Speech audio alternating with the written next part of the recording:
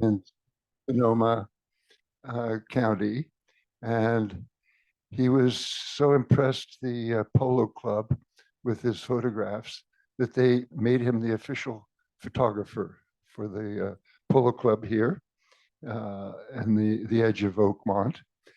Uh, and so you think if that wasn't enough, it turns out that Bill, who was a PhD in physics and in engineering, was an incredibly successful businessman, entrepreneur, CEO, and has a number of patents, specialized in chipsets and in the touch, access that we all use now on our phones. And we're just delighted that he and his wife have moved in near us in Oakmont. Bill, please welcome Bill Stacy.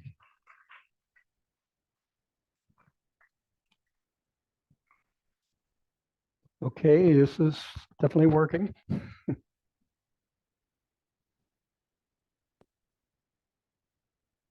Okay, thank you. Oh, that's loud. Is that too loud? Sound just right? I guess it's only the speaker who thinks it sounds too loud.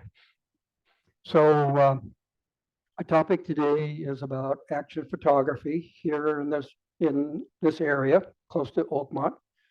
And Gabriel, thank you very much for the introduction. I appreciate that. Close to home photography because there are many opportunities here for photography. Also, the last 2 years have been a little difficult to travel, so I've been happily looking for opportunities close to home. So here's the game plan. If I can make everything work here.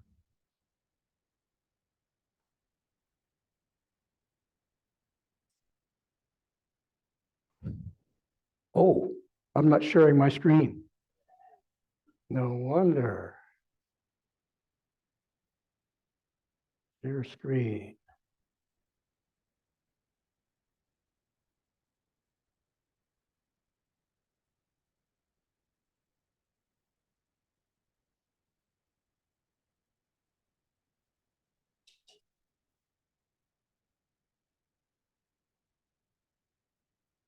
Make sure my pointer works.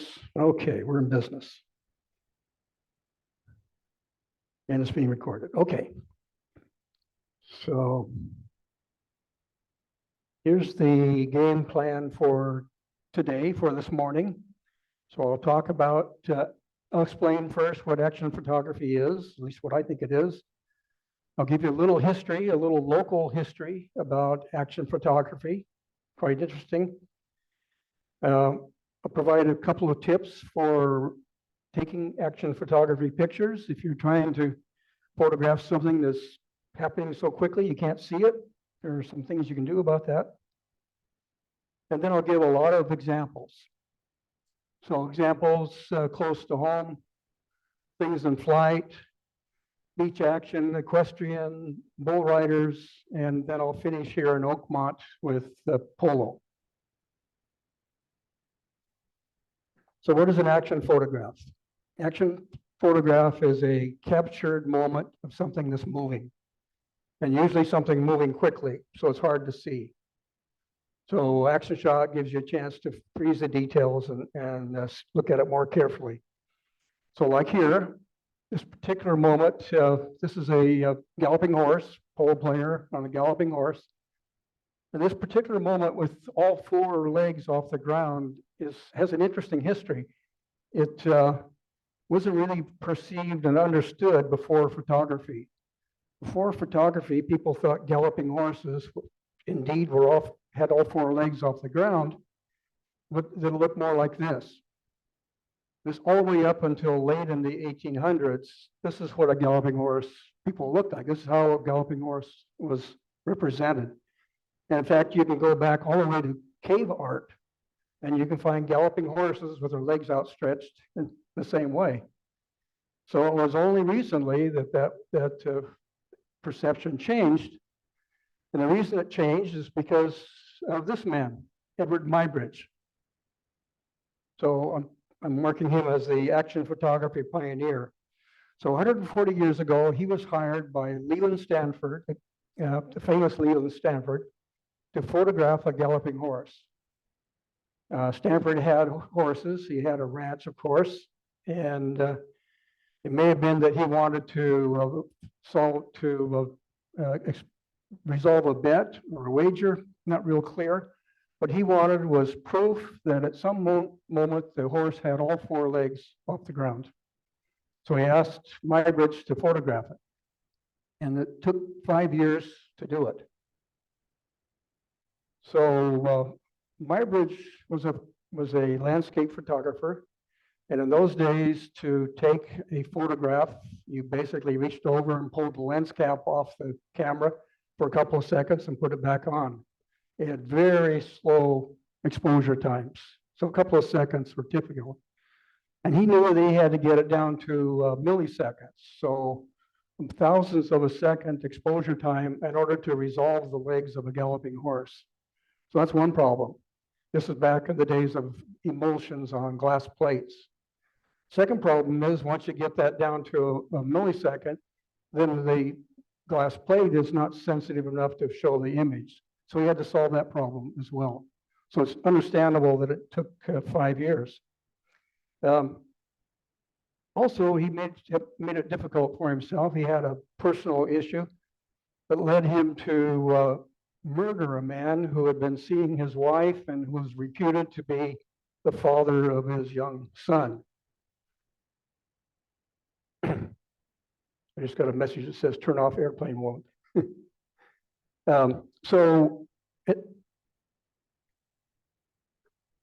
Sorry, it's little voices talking to me.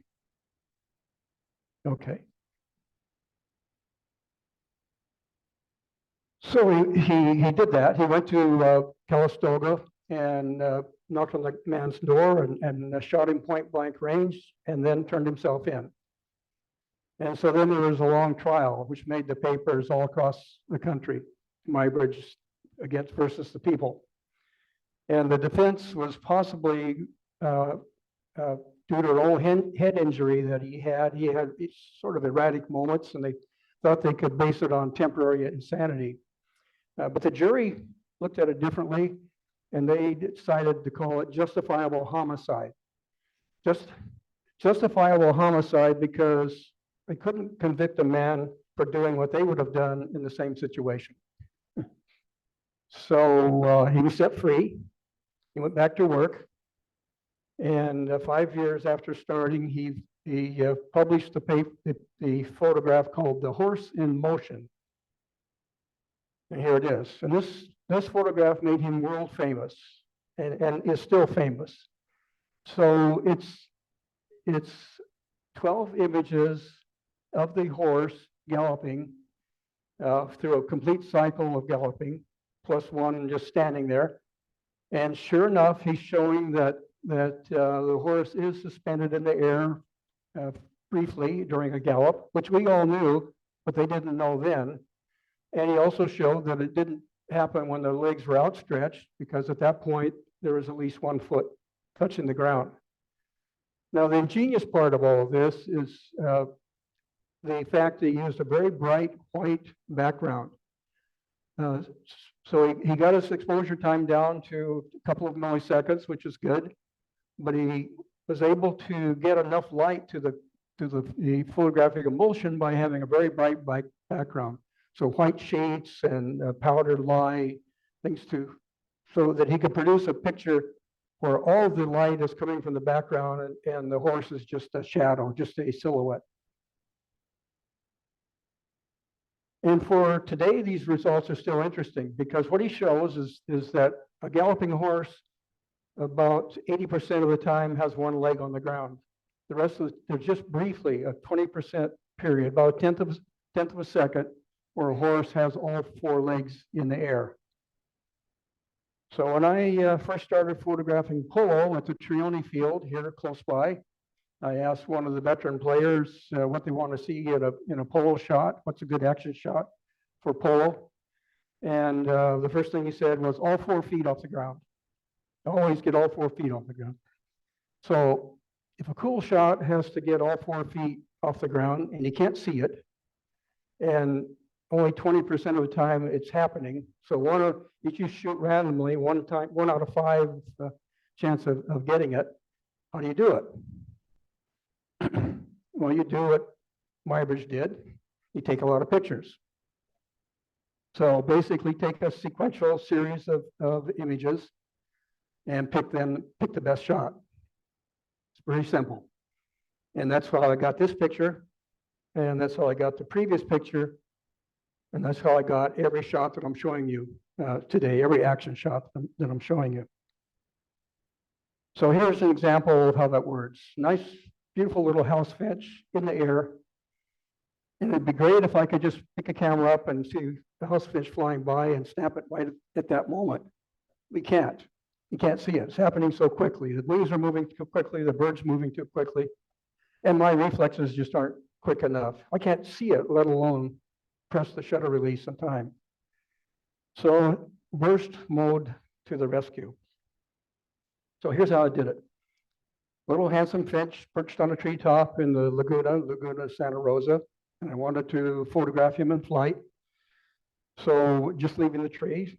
So I had time to get him in sharp focus, set the exposure time for 1/2500th of a second, waited for him to fly, and kept updating my autofocus on the camera so that he stayed sharp while I was looking at him.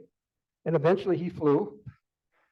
Just at that moment is when I hit the shutter release in burst mode.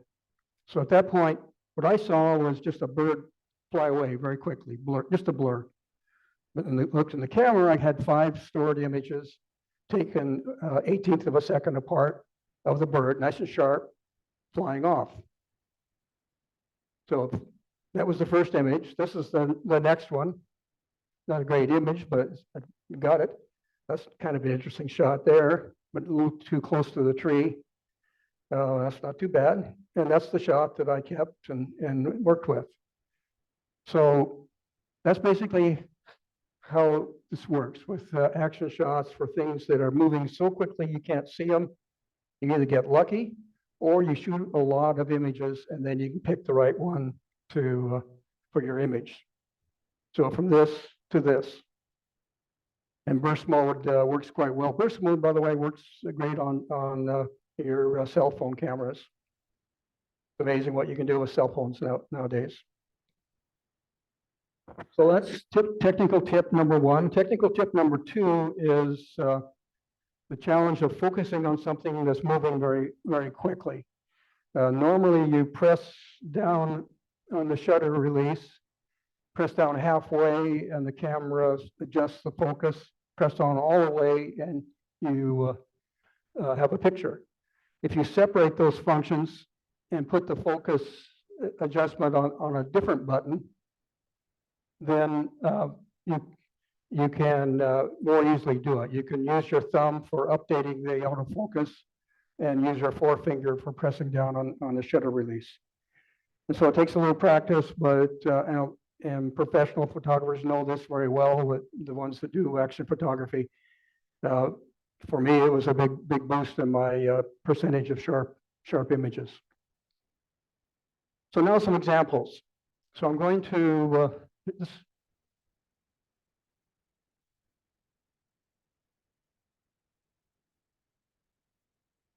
too many things talking to me at the same time. Maybe I put it farther away, that would help.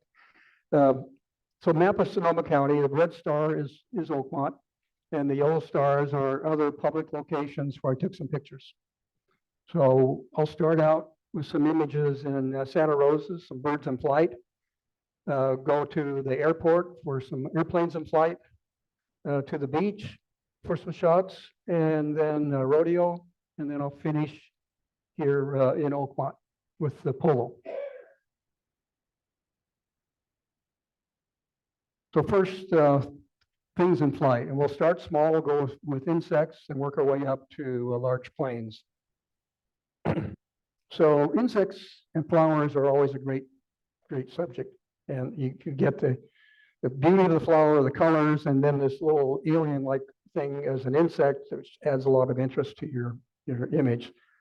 So I photograph bugs and blooms a lot. And I was at Bees and Blooms in Santa Rosa photographing bees and flowers. And this wasp flew by.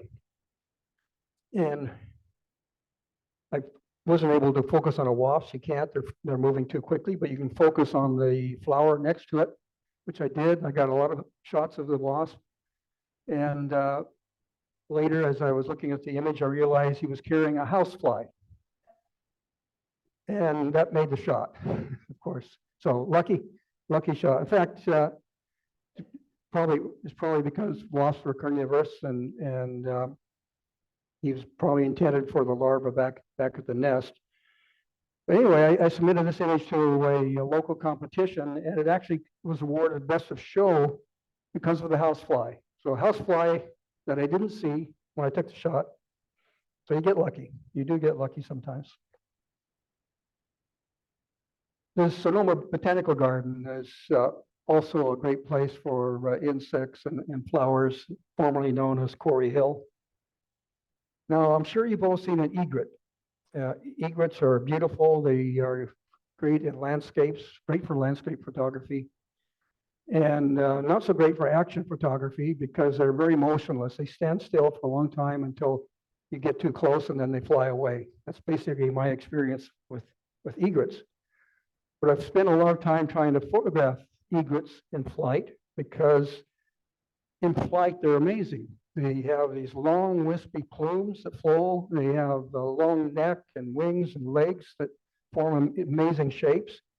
They're probably one of the more interesting birds to photograph in flight. So this is an egret I photographed in the South Bay several years ago before we moved here to Oakmont. We've been here 5 years now. And got a reasonable picture of the egret, and I waited for him to do something, and eventually I got too close and he flew away, and I got one shot of the egret flying away. And for the next couple of years, that was my best flying egret shot. So we moved here. I joined the Santa Rosa Photographic Society and went to some of the meetings. And one of the first meetings I went to, someone told me about the 9th Street Rookery in Santa Rosa. Well, the 9th Street Rookery is pretty amazing. It's 2 large eucalyptus trees with cars flying and passing by on both sides. It's in a neighborhood with a lot of houses. So it's the last place you would expect to find a bunch of egrets nesting. And in these 2 trees, you'll have up to 100 nests in one place in these 2 trees. 4 different types of egrets and just the 2 trees. So that's why I like to photograph egrets. They're graceful in flight. This is a nesting pair. One is maintaining the nest, building the nest, and one is fetching the building materials. And you get some beautiful shapes in a flying egret. And I think the stick just adds more interest to the to it all. Just that beautiful S curvature of egrets. These are great egrets. Here's one going back to pick up another branch. Where you can get a good look at the undercarriage of a flying egret, which is not much but feathers. They're little tiny bodies and a light framework and a lot of big feathers. This was one with a huge stick. I wondered since then what the nestmate thought of that stick when it showed up with that. But I think they know more about it than I do. And this one, sort of a little bit of aerial ballet. I think it's called entre-chat, the ballet leap where a dancer goes straight up in the air with their legs together. That's what this reminds me of. Beautiful birds. So 4 types of birds. This is a snowy egret. And snowy egrets are particularly notable for their long wispy tail feathers. All egrets have these long wispy plumes, but it's especially noticeable in snowy egrets. And in fact, that just about led to their extermination. They were in the 1800s, back in Muybridge's day, they were popular feather adornments for women's hats. They just about exterminated the egrets as a result of that, all the egrets. In fact, some hats actually had a complete egret on the hat. Just amazing. And that was all solved back, I think in 1918 with the Migratory Bird Treaty. Yet you can't kill egrets now. In flight, they're easy to spot. They have yellow feet. If you see an egret with yellow feet, it's a snowy. Here's one going past one of the eucalyptus trees. And this is a black crowned night heron. Also, interesting bird, difficult to photograph. They're a little smaller and shorter neck, and they fly fast. Hard to get a good shot. They have bright red eyes, which is interesting. And the advantage of this location is you can get shots of birds actually flying toward you. Normally, they react to the photographer and leave. And that you get, so most birds in flight, many birds in flight show that. Here, they're busy doing other things and they're not worried about the photographer, and it's easy to get a shot like this. The fourth type is a cattle egret, type of egret rarely seen in California and only with the mating plumage. Can you recognize them with the reddish brown plumage? Originally from Africa.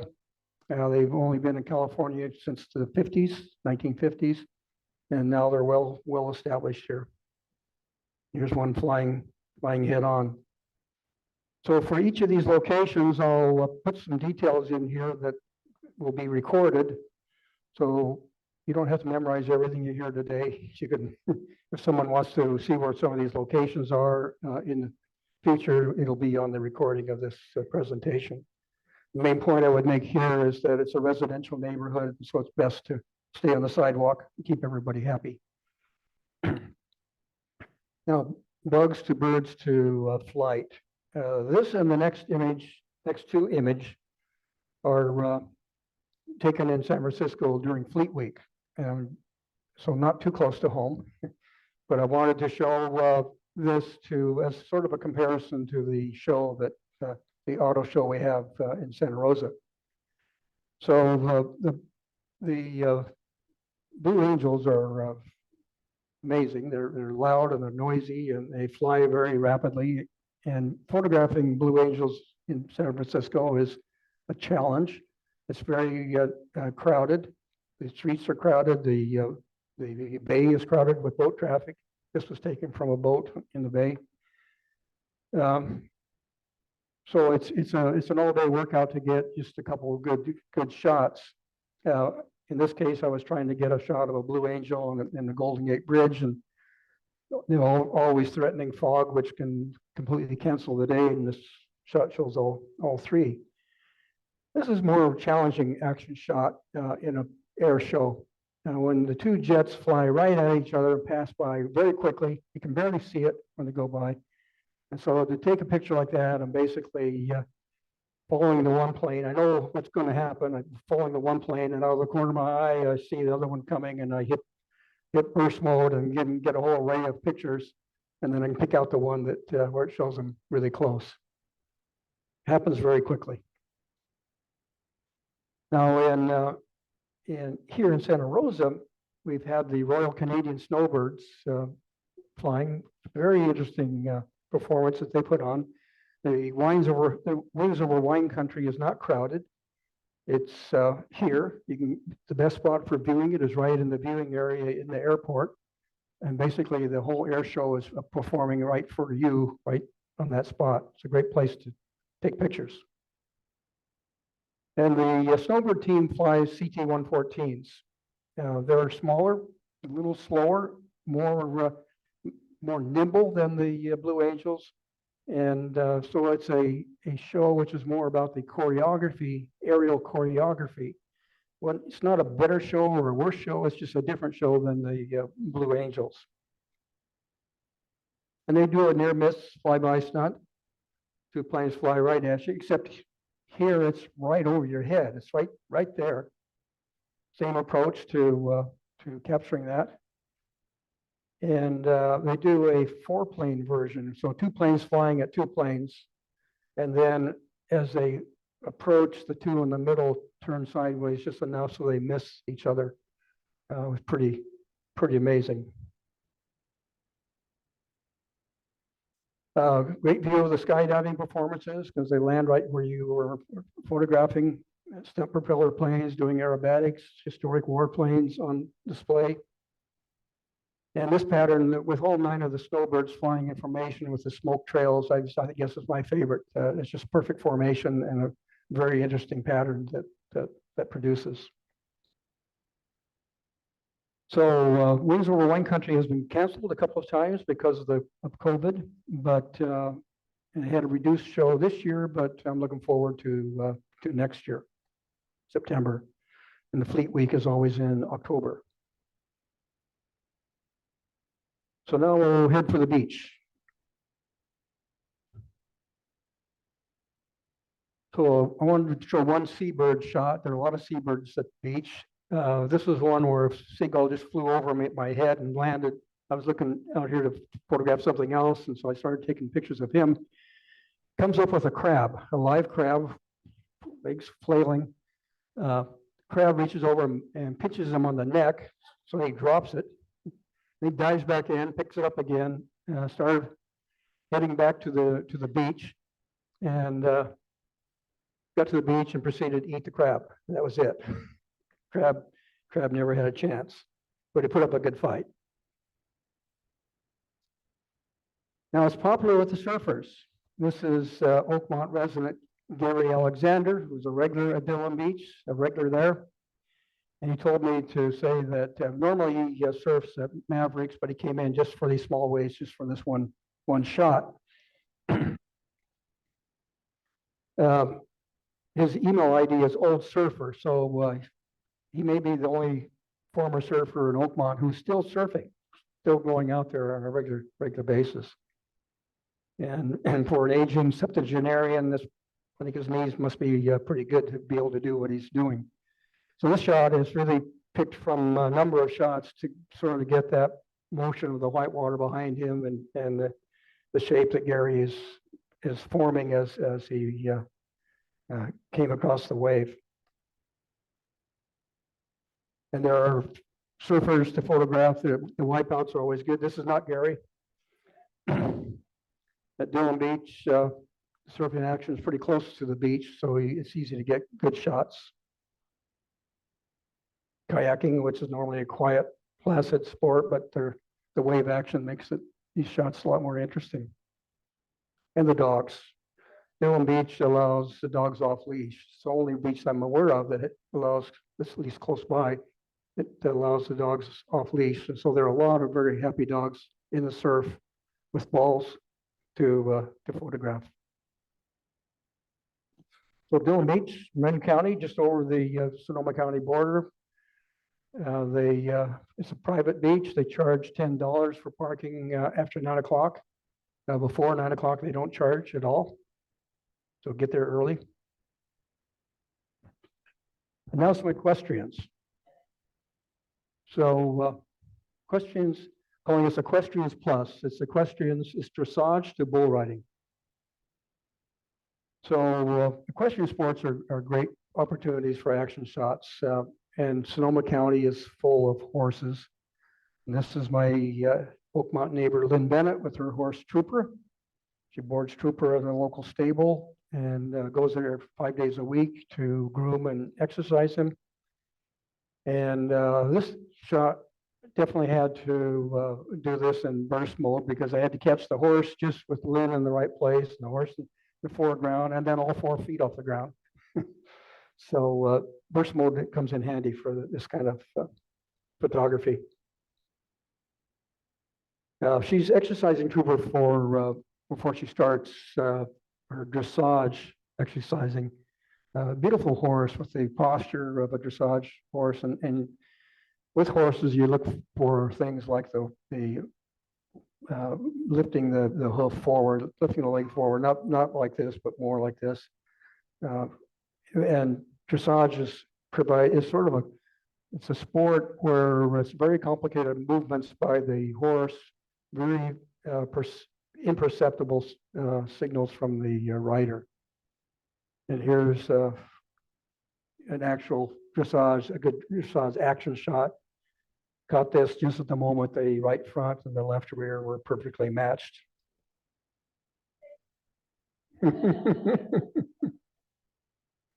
Beautiful shot. So interesting comparison. The horse on the right here is a dressage champion. The horse on the left is a barrel racing champion. I took this for the Sonoma County Horse Journal some time ago for an article they were doing on Eastern versus Western riding styles.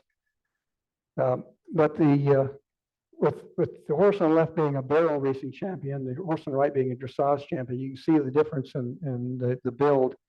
Barrel racing requires horses being very low to the ground and very, very strong.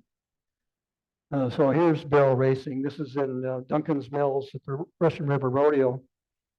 And what they have to do is they come in and do a sort of a figure eight, covering all three barrels, and the total time to complete the course is what's counted. Fastest time wins. So it's all about making those turns at the barrel really fast, and you can see that the exertion of the horse and the rider as they go around the barrel. The low slung build of a barrel racing horse is what really makes it possible, because it's all muscles to do that sort of events. It's very short and brief, but those three turns are amazing exertion. And then they have to be able to accelerate to the finish once they've made the turn. Bronco riding, man against horse. So the rider gets points and money for staying on the horse with some style. The horse earns money for its owner by making it difficult for the rider to stay on with style. And the horses are usually actually bred to compete in these events now. There's a lot of money involved in rodeos, and so the horses are graded just as are the riders in these events. And a bronco with a winning record can command a very high price if you try to buy one. And personally, I tend to root for the horses in these events. So 7 shots showing a complete saddle bronc ride. Starting here, the clock is at 0 seconds. As soon as they open the gate, it begins. And at 1 second, both look pretty good, horse and rider. At 4 seconds, the rider's looking pretty good. His boot is out of the stirrup, and that will cost him some points. He's lost his hat. The horse looks fantastic at this point. Then at 6 seconds, the horse has clearly made its move. The bronco charging forward, 6.5 seconds. You can barely make it out. He's hanging on for dear life, but he's going down, no question about it. And look at the horse. I mean, it's just amazing. And then at 7 seconds, pretty dramatic shot, actually. The expression on the rider's face and his hand just out. He's holding onto the rope and the threatening hooves of the horse. Actually, if he just holds still, he's okay, because horses he's not trying to exact revenge on the rider. He's just trying to get that saddle off his back and get out of there. So the final shot is this one. This is 8 seconds, so clearly the horse has won the event. There's an famous Andrew Wyeth painting, and this reminds me of that, sort of a bronco rider's world. One more shot of a bronco winning a saddle bronc competition. The New York Times had an article just recently about the rodeos and these events, and they pointed out that because the horses are bred to win these events, and they're getting better and better, whereas the riders are not bred to win these events, and so maybe not so much. This image for me is all about the rope. Just for the briefest of instance, that rope took on that beautiful shape and made that an interesting shot. Now bull riding. If you stay to the end of the rodeo, you'll see bull riding. That's probably the most dangerous, most exciting event. So I want to draw your attention. So what they're just about to jerk open the gate and let the guy out, let the bull out.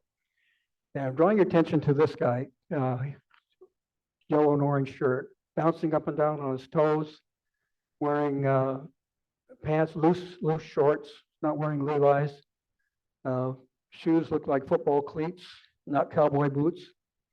So he's an athlete getting ready to start running really quickly. And that's because he's called a bullfighter. There's two of them. Bull distractor might be a better term. When the rider goes down, the bullfighter's job is to keep the bull away from the fallen rider, because the first thing the bull will do is go after the rider. They hold a grudge. Horses don't hold grudges, bulls do. So at that point, and the guy has hit the ground hard, he's probably not completely there yet. So that's a big job. These guys, they have to distract the bull, get him away from the fallen rider. And it's a dangerous job, because now the bull doesn't like the bullfighter.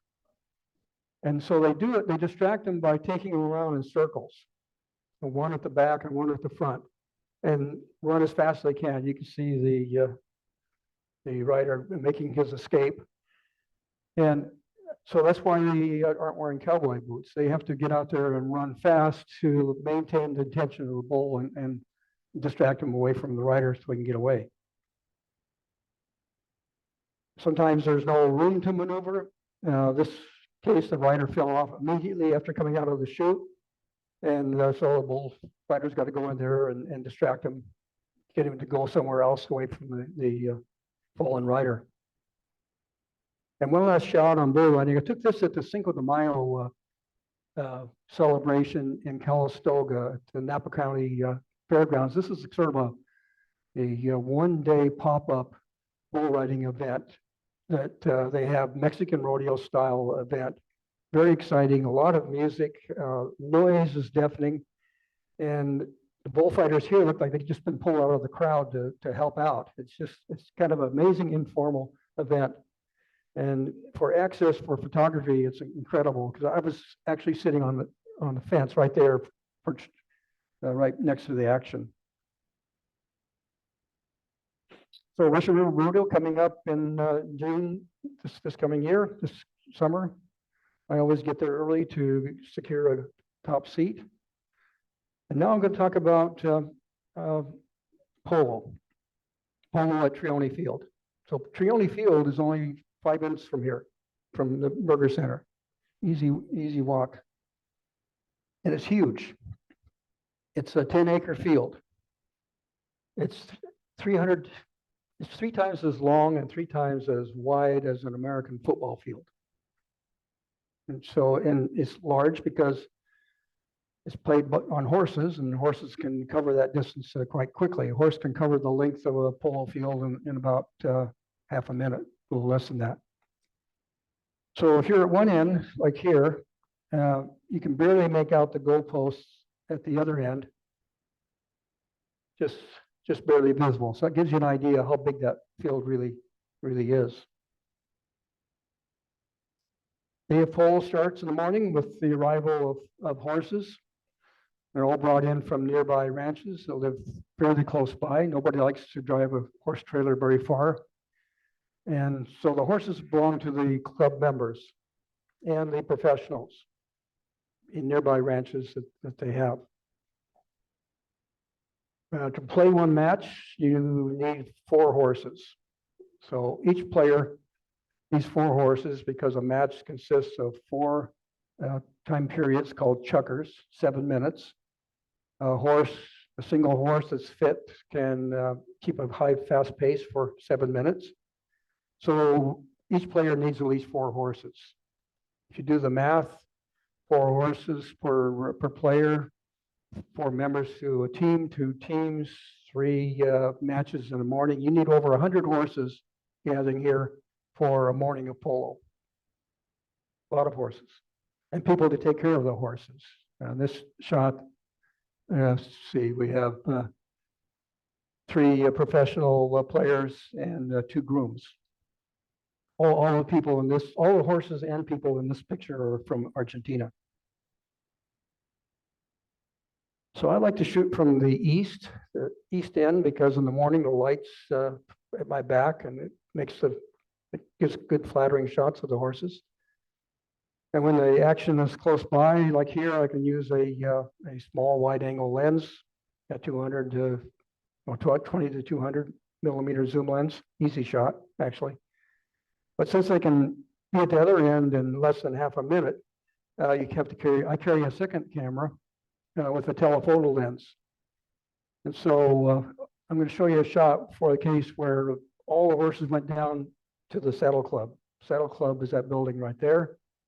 And this is the next shot, taken from the same place as the previous shot, but with a long lens. So you got wide angle lens and then a long lens. And here you can make out the details pretty good. The horse, the ball, the players. You can even see the waiter in the Saddle Club, I think. So if you go there and you see some guy wearing a fluorescent vest and carrying two cameras, it's probably me. They hit the ball with the side of the mallet, the sweet spots where the handle connects to the mallet head. And if it weren't hard enough to hit a ball from a galloping horse, there are things an opponent can do to make it harder for you. Riding off and hooking.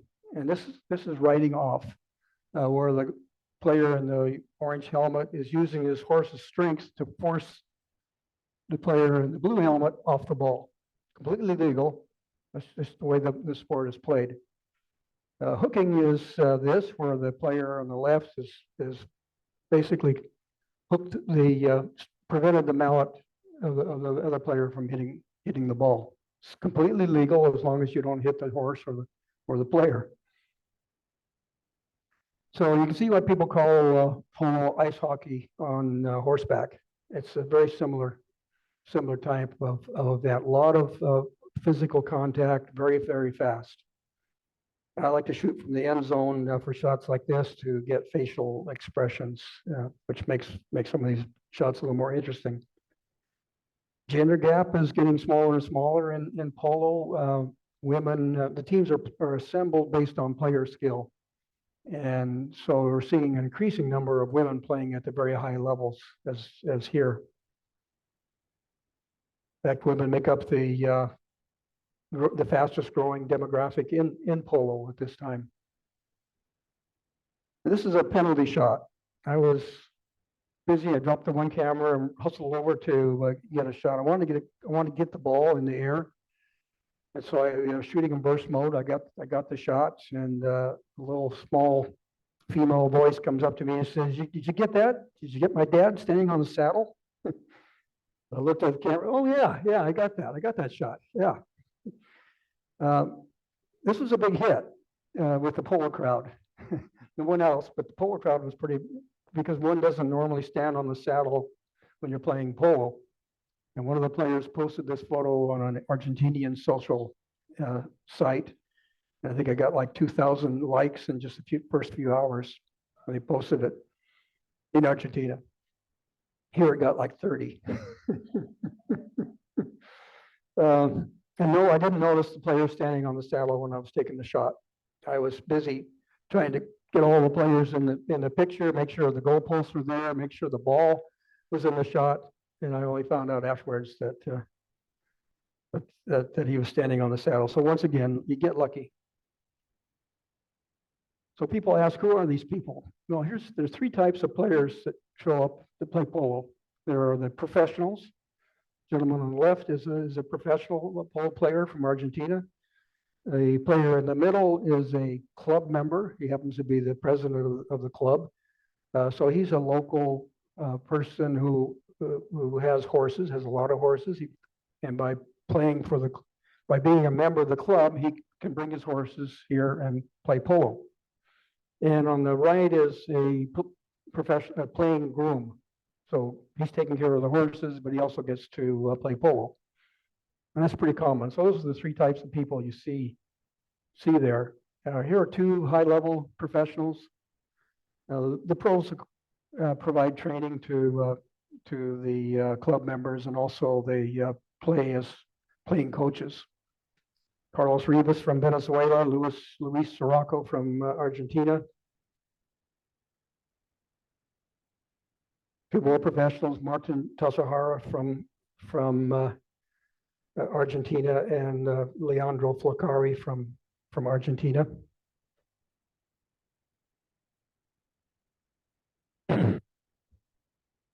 this in the right direction.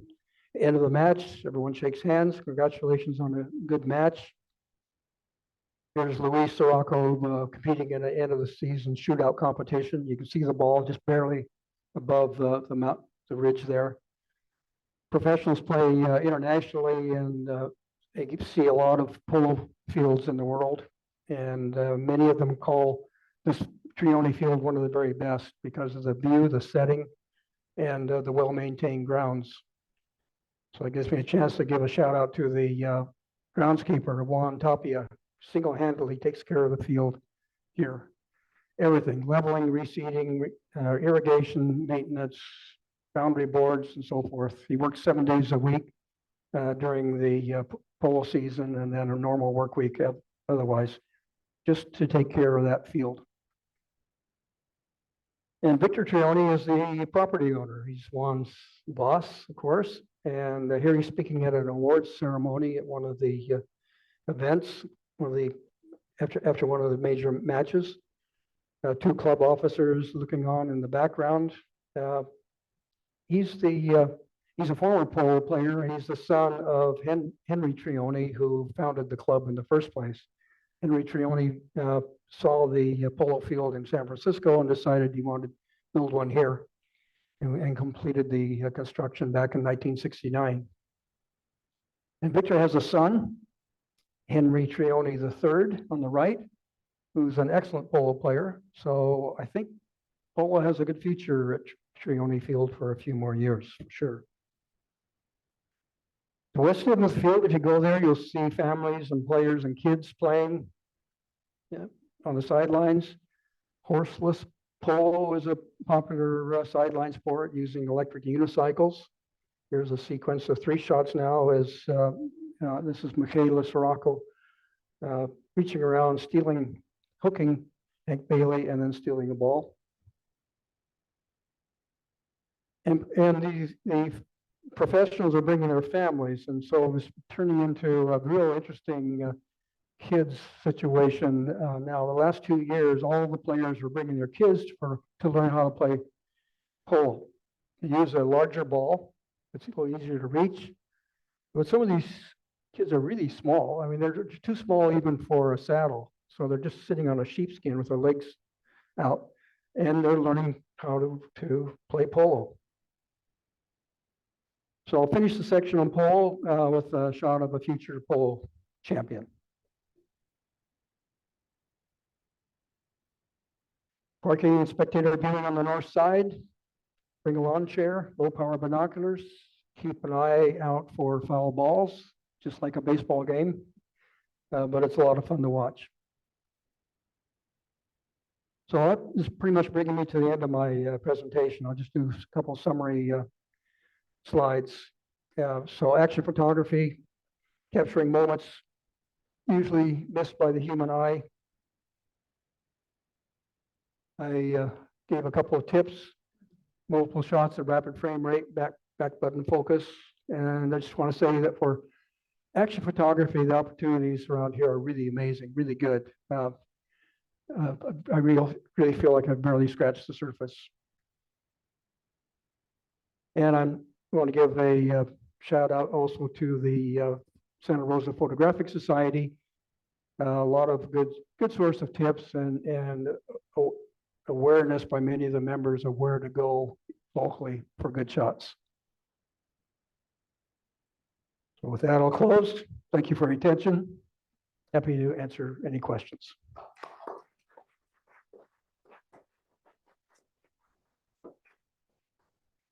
Thank you very much, Bill. Sure.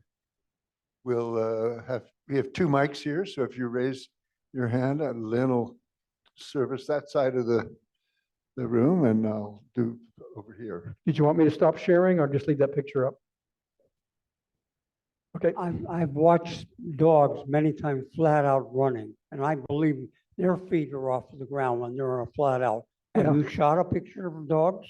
You know, that's an interesting point. I haven't done that just for that purpose. We have a dog, and so I've got a lot of pictures of him off the ground. But that's an interesting idea to do that, to see exactly what their gait is. Mybridge actually probably did that as well. He made a career afterwards of photographing people in motion, dogs in motion, cheetahs in motion, tigers, everything. And has a major book that I think is still in publication. But that'd be an interesting thing to try out. Yes. Hi. The photo you had of the yellow jacket or the wasp, Uh-huh. it looks like there's something underneath him as well. That's the housefly. Oh, it's the fly. So what he had done, what they do is they take flies back to the nest. So he's flying with a housefly. He's got two legs that are holding onto the housefly.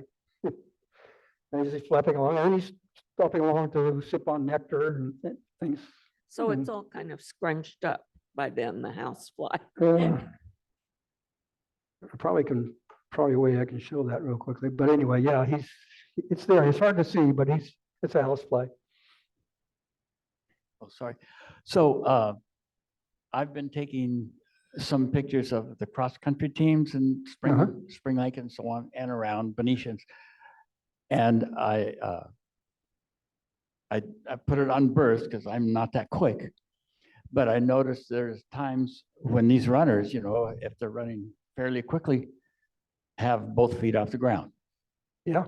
Yeah. Did you notice that? Yeah. Yeah, I haven't taken shots of cross country, but I'm sure, yeah, I'm sure that's the case. Well, they're Yeah. really cute. You should do Uh-huh. that. Uh-huh. And the other a question I had was with the egrets and those really white birds and things. Mhm. My problem is that either the background is nicely done and the egret is just washed out white. Yeah. Or vice versa. I do with the egret and the background is awful. Yeah. I'm looking for advice. Well, that is the big issue, getting a good background. Like for the rodeo shots, I get up on the top level in the bleachers to get shots of just the horse and the rodeo and the rider without anything all around, because there's fences and there's signs and there's people and all kinds of things in the background. So background is the big issue indeed. The Ninth Street setting is pretty easy because you can get a clear blue sky behind the bird, which makes for a nice, simple background. That's Bill, I always have a challenge. question for you. So polo is a very expensive sport, Yes. 4 horses per team, and all the care and maintenance and travel from Argentina with 4 horses. So what are the prizes like? What's the incentive for people to come from Argentina to play polo here? Well, there are professionals that are teaching and training and selling horses. So the professionals that I showed you, some bring horses, which they'll sell. The people that, so the engine that drives all this are the wealthy people that own horses that want to play polo. So the club members. And so they pay dues to the club. And for that, they can attract polo players from Argentina who will give lessons and training and get paid for what they do. And they go all around the world giving lessons and teaching and training. So it's not prize money that's making it. They're wealthy people, but the professionals are earning a good living by teaching, by training. Thank you. That was a great question, Lynn. I have a question for the audience, because I know some people here that also do photography. How many of you do devote yourselves to doing photography in this area? Probably more than that. I bet there's more than that, but we have any more questions? If not, yes, thank you so much, Bill. That My was just pleasure. absolutely fabulous. Thank you.